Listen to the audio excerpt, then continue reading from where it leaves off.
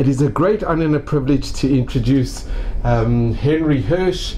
Henry, I've known you for many years. We're here in your beautiful apartment in Netanya.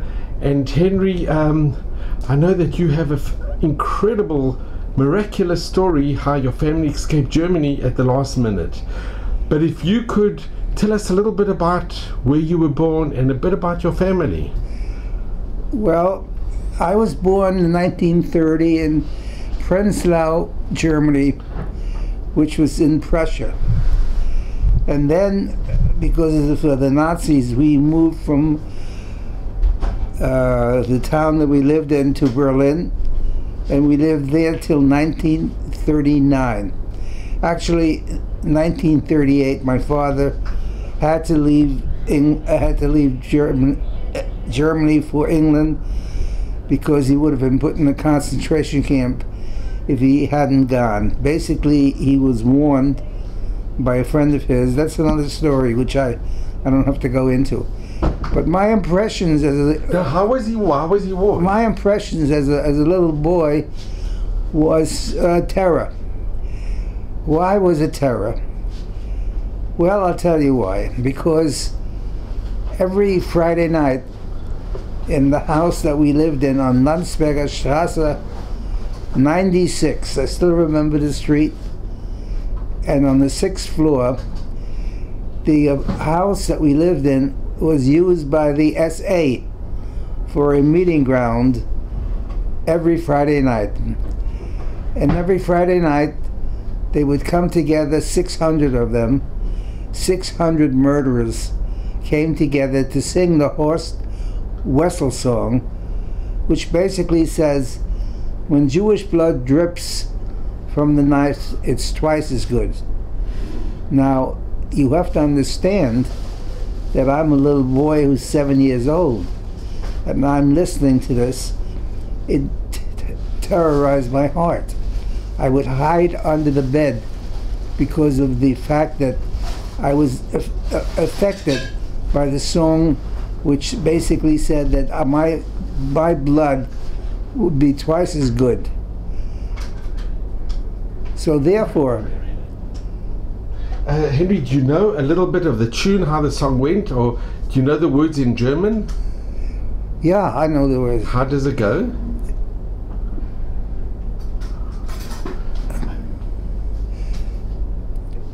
Wenn's jüdische Blut vom Messer spritzt, ist es zweimal so gut. Which says, when Jewish blood drifts from the knife, it's twice as good. That was the song that I heard for months and years, and it terrified me, as I said before, as a young boy listening to this stuff. Now, another aspect of my growing up was that I went to a Jewish school till 1936. And the Jewish school basically had all Jewish students. And we would be under the control of the German authorities, were threatened every day. How were we threatened?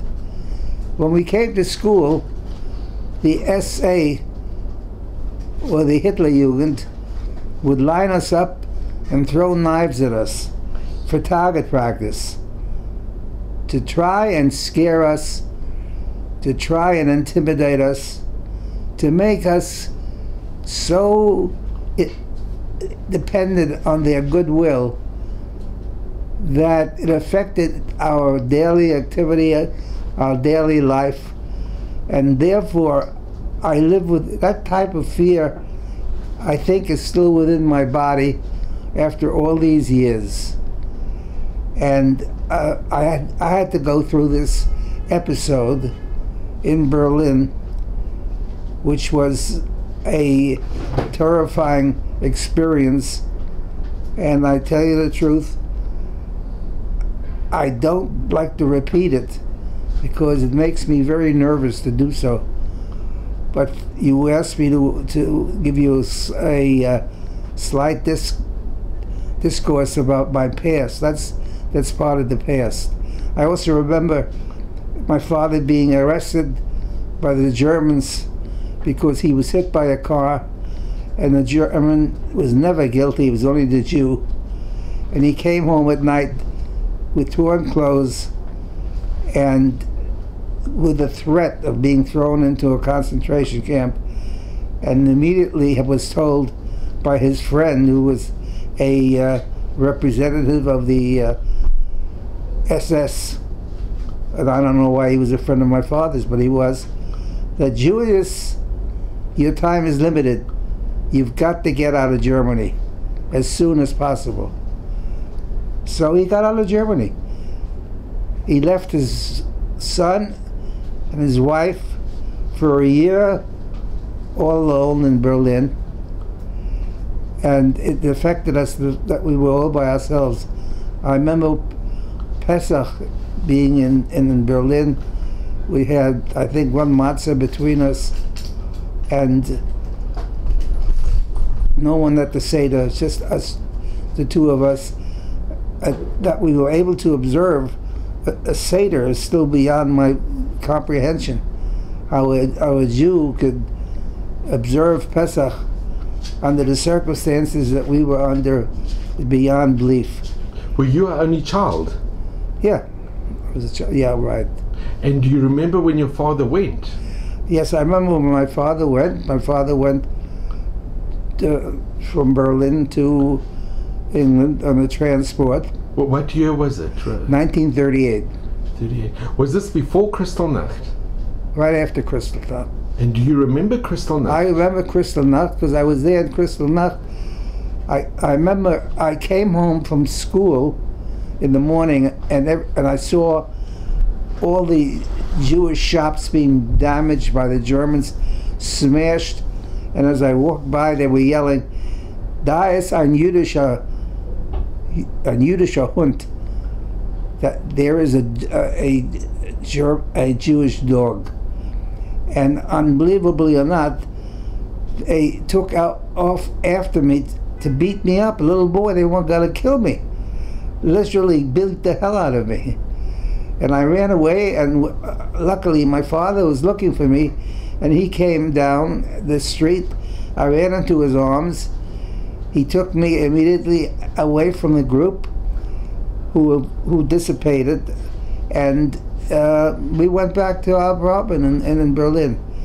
Those are just little things. The big thing was the lineup by the Hitlerjugend with knives every morning, whenever they could get a hold of us, and have target practice.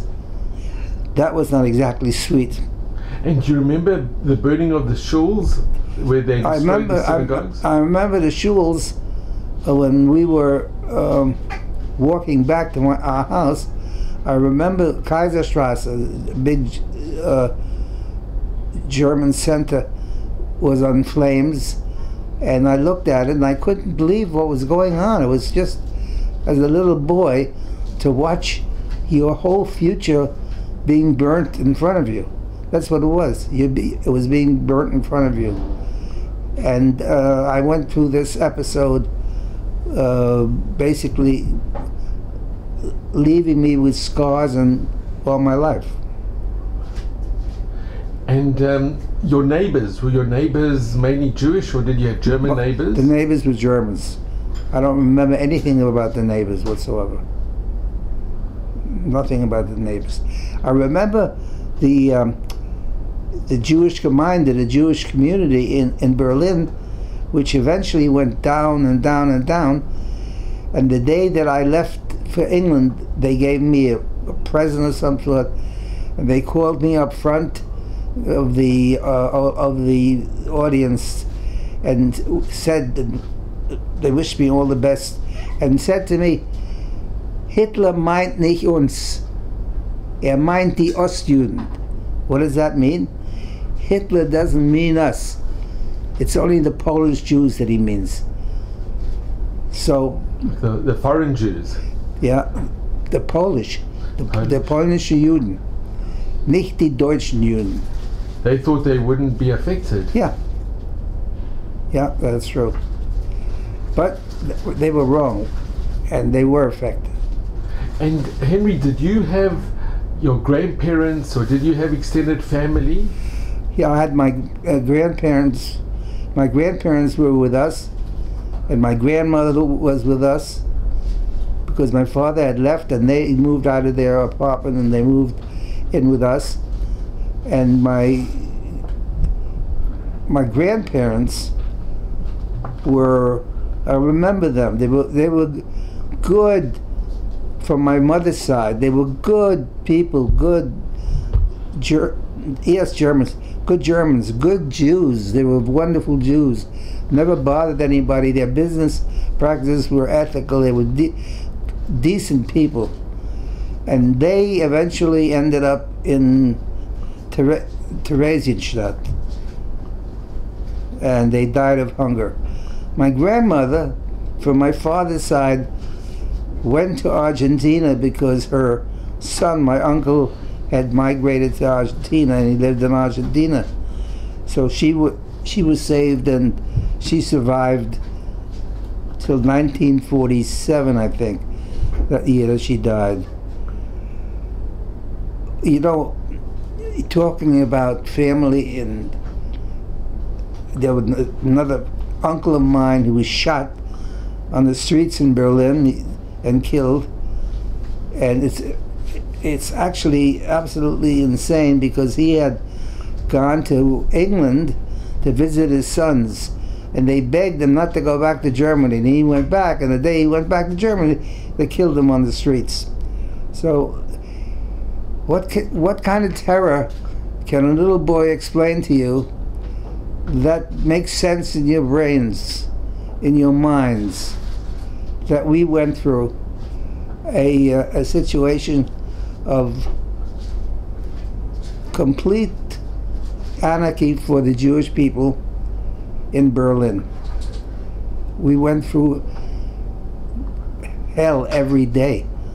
You couldn't go on a bus because it said Jude nicht erlaubt. Jews weren't allowed. So what else would you like to know? And what else? You couldn't sit on a bench? You couldn't, well, the benches had signs, Jude nicht erlaubt, Jews not allowed. So you couldn't sit there. They had signs on buses. And your school, did you continue going or did they close down the school? They closed down the school.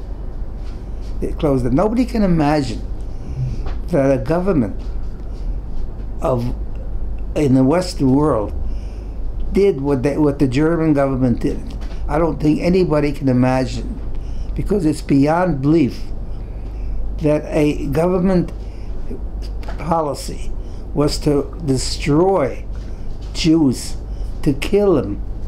And we were in Berlin, and we were part of that particular plan that they were going to kill us if they could. And Henry, when your father when he went to England, how did your mother manage to buy supplies, food? I don't know how they must have had some money to survive, otherwise they couldn't live in there, but they must have had some money, and I guess we had enough money to last a year and a half. And can I ask, when your father left, was it very traumatic for you when your father went? Was it a difficult? I don't recall how I felt. I don't recall how I felt. I don't recall very much about that episode. The only thing I recall is that I felt that I was all by myself. I had no one to depend on. That I was at the mercy of the Nazis, and I don't think people should forget that this disease that hit Germany is not so unnatural to the German people. The German people hate Jews. They always did. And I was a part of the group that they hated. So therefore I was exposed to their virulent anti-Semitism. And can I ask, was your mother supportive of you during this time? Did you spend a lot of time with your mother? Did she teach you instead of you going to school? I don't remember. I really don't remember that. I don't know. And did your father correspond with My father letters? did correspond with it. Yes, he wrote every week. He wrote, And finally he wrote a letter saying, "This is the last letter I will write. There's no more letters after this. Because you must leave Germany now."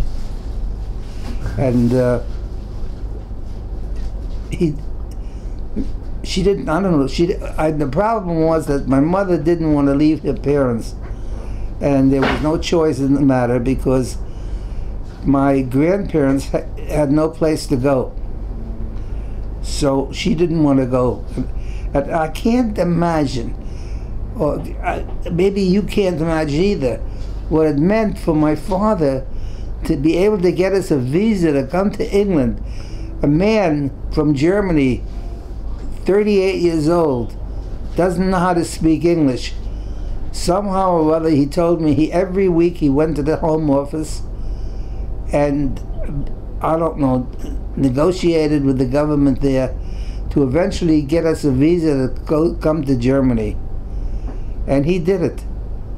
My father, as a Jew from Germany with a poor, no language background in English, was able to do it.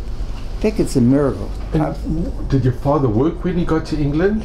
My father was interned in a camp. There was a camp called Kitchener Camp, which was a camp that all foreign, mostly German Jews were put into by the British. And he lived there among, I guess, I don't know how many people there were, 100 or so, or maybe more. Basically, that's where they lived. And they worked there, whatever they did, I don't know what they did. But they were under the government rules. That's how he was able to survive. And what do you recall of leaving Germany? Do you remember when you left?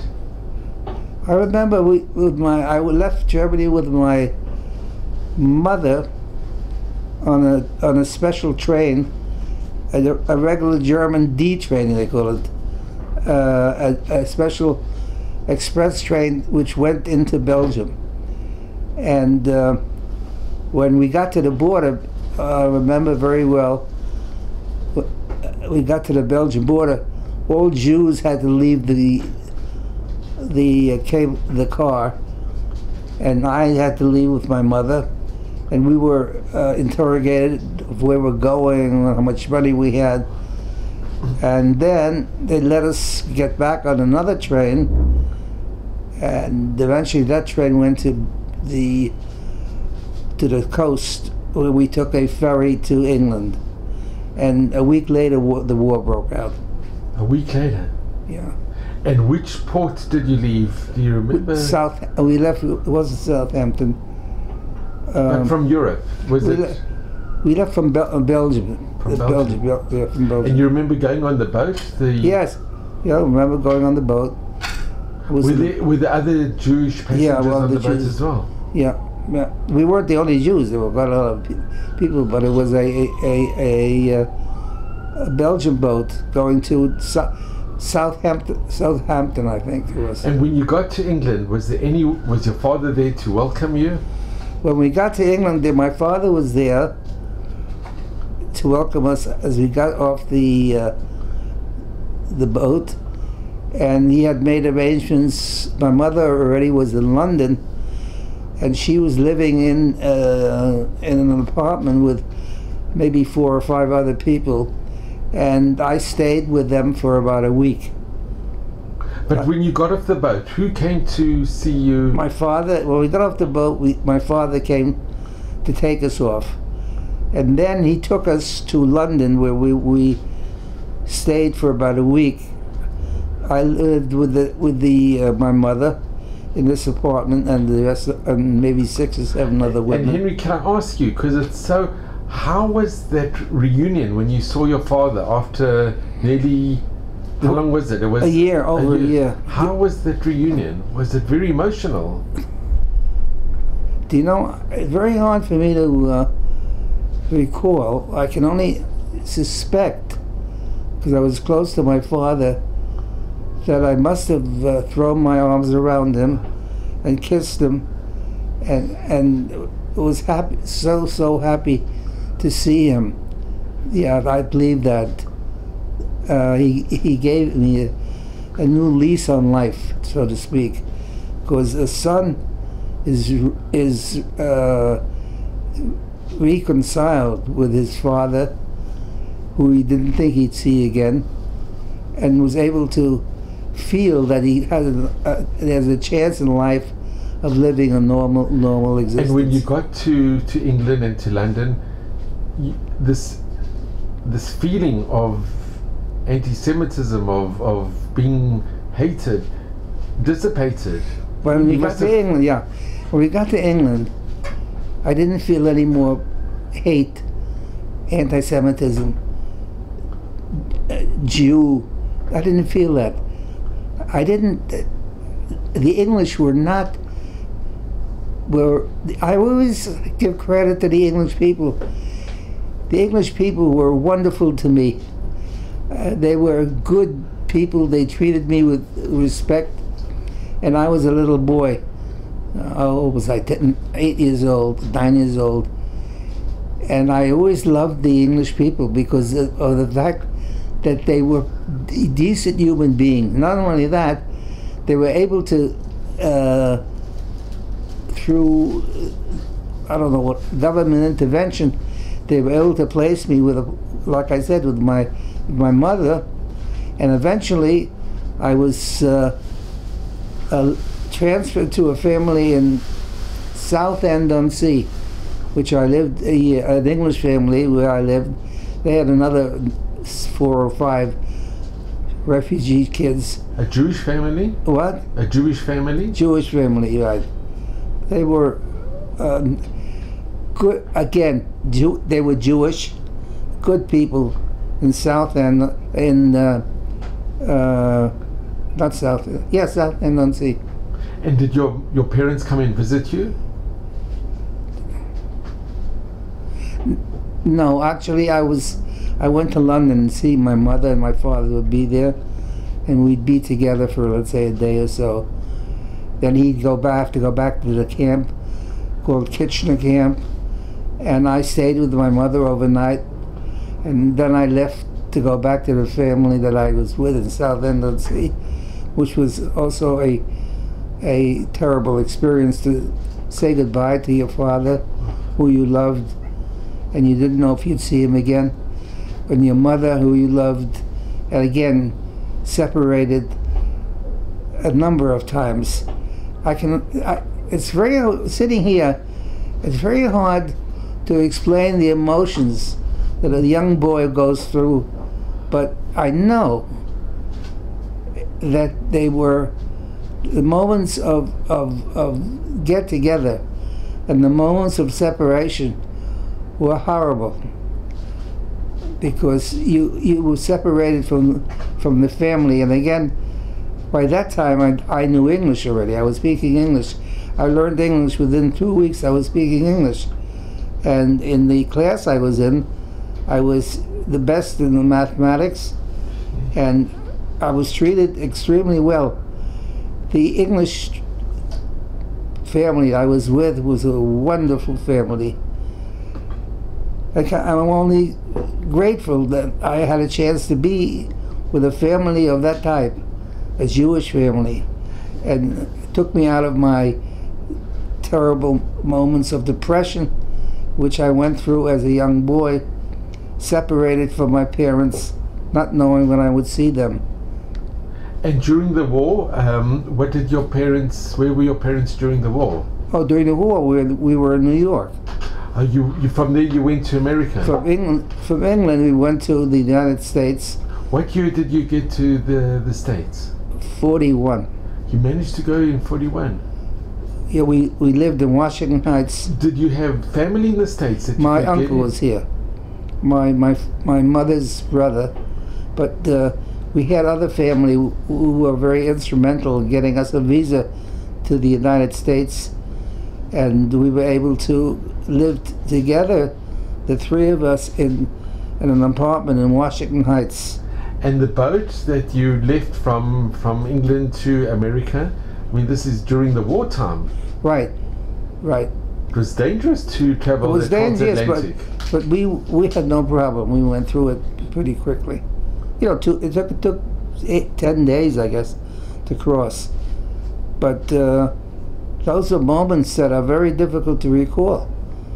The only thing I can say is that to be able to cross the Atlantic Ocean at that time, you mentioned, was dangerous, very dangerous.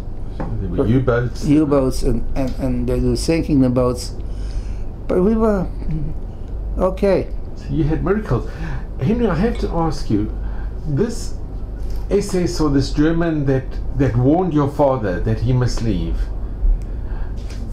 who was he? Was he a personal friend of your father's, or? He grew up with my father in the same town, in Prenzlau, Germany. And he was a friend for years. What happened was, when Hitler took over power, everybody who was close to my father, if they saw him on the street, would say, "Puh, du dreckiger Jude, you dirty Jew." His name was Paul Tauchgard. He remained a friend of my father's and was able to be instrumental in making sure that he got to England. So my wife and I visited his brother, I think it was, and his family, and certainly we owe a magnitude of such great debt to these people. It was hard to describe. However, I must say that I didn't meet him, but I met his brother, and they were basically very good people who were instrumental in saving myself and my father. So he should be regarded as Chasidei Matalam, I think one of the righteous amongst the nations. He saved your family by warning your father. And that your father took his advice and that he left. He had no choice. My father had to leave. He told him, in 3 days, if you don't leave, that you're going to end up in a concentration camp. And your boat that left to England, was that one of the last boats to leave? One of the last, maybe the last boat. Before the outbreak of, before September the 1st? Before the war, yeah. I think so. Yeah. It's amazing. So Henry, I just want to ask you, you've gone through incredible miracles and you've gone through incredible traumas, but what advice do you give your grandchildren, and what advice do you give to the future generations? What advice can you impart onto future generations? Well, I've told this story many times to my grandchildren. On Friday night, as we were all together in a bed in Brooklyn, New York, and they were very, very, very, very interested in my experiences. They wanted to know about the Germans. They wanted to know about how I felt. They wanted to know if I was in pain. However, you asked me about what message I would transmit to future generations. I would say that somehow or other there has to be a God in this world, because most of us didn't make it, and that I was saved from being cremated and being destroyed. It gives me great faith in the fact that there's a God in the world who individually is concerned about my particular fate, and therefore my message would be that it's very important to have faith in the fact that there is a God, there is justice somehow in the world, and there is a special protection that each one of us either has or does not have. I know that it's very hard to convey this concept to young children, I never had to do that because they never asked me those questions. What they asked me mostly was, how did I feel about being under German rule? What did they do to me? How did I feel having a knife thrown at me? Those are the things that they were interested in. And as young boys and young boys, basically, they couldn't quite understand, because they had grown up in America, of what I had to go through, what I went through. So it's very individual. And I know to convey this to a TV camera is hard. It's very hard. It's hard because the emotions don't come through. The only thing I can say is that I personally, when I haven't delved into this subject a long time, now tonight I'm delving into it, and it brings up terrible, terrible memories. Memories of insecurity, memories of being afraid and being alone, and at the same time no one to go to, no one to turn to. That's quite a thing for a boy to go through. It may not come through on a TV. No, Henry, it comes through. I just want to ask you, Henry, your extended family, your mother's family and your father's family, were you and your parents the only ones that, besides for the one that went to Argentina, but what happened to the rest of your whole family, of the Hirsch families? Well, my uncle went to Argentina, he survived, and my father's sister went to Russia, she survived. There was, some of the family survived I think, in Russia. And my mother's family basically was wiped out. Wiped out. The whole family wiped out. There's nobody left. And you have to understand that most of the people in Germany couldn't go anywhere. There was no place to go. And they died. They were shipped out.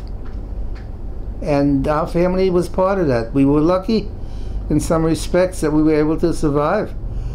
But in general, the family that I knew, my uncles and aunts, no one survived. They're all dead.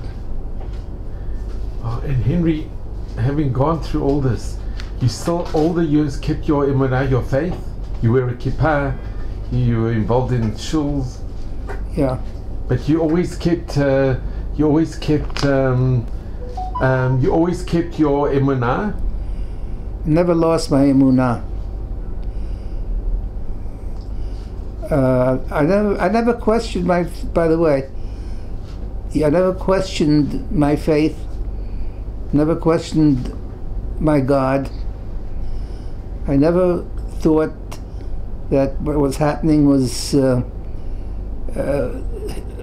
against me personally, and I felt that I was just part of the overall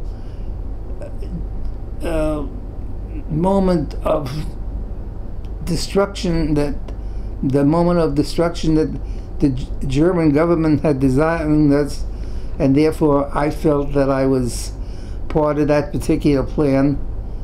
And but my faith I didn't question. No. Never quit all the years. And no. And Henry, you coming to live in Israel, did you always feel a closeness to want to be here in Israel? Yeah, always did. We always wanted to come to Israel many years ago. Felt that it was important for a Jew to live in Israel, and we decided that we would make Aliyah. I mean, I decided that I would make Aliyah first opportunity I have, which I did. Wow. And you've never looked back. I want to thank you so much. Just gonna go here. Okay. So Henry, I must just mention, first of all, I want to thank you from the bottom of my heart. It's been a tremendous honor and a privilege. And I know it's been very difficult for you to remember what happened and the trauma. But you're here in Israel, and you've got so many miracles happened that who hears of a German warning a friend that they remained friends, and your father took his advice and you're alive because of that. That piece of advice that he gave, you're alive. So it is miraculous. It's nisim, it's miracles. And you and your wife Renee, wow, I've known you for many years, and it's been such an honor and privilege to hear you, and you should just have mazel bracha and all of Hashem's blessings. Amen. And thank you very, very much, and I so appreciate it. Listen, it's an honor and a privilege to talk to you. You're a good person, a good Jew, a special person. It's very kind of you, Henry. But really, Yeah. Henry, the truth is that you are very special, and your wife's very special. And I just want to mention something, that looking at the pictures of your dear family, that is basically the best revenge. That's the best revenge. That Am Yisrael Chai, and please God, your family will come and visit you here in Israel and live here in Israel, and they'll make Aliyah. Because this is the place we should all be. We'll see. God bless. All the best. Ah. And here is a beautiful picture of your parents. They're on the right, Julius and Francis, and this is at your son Jonathan's wedding.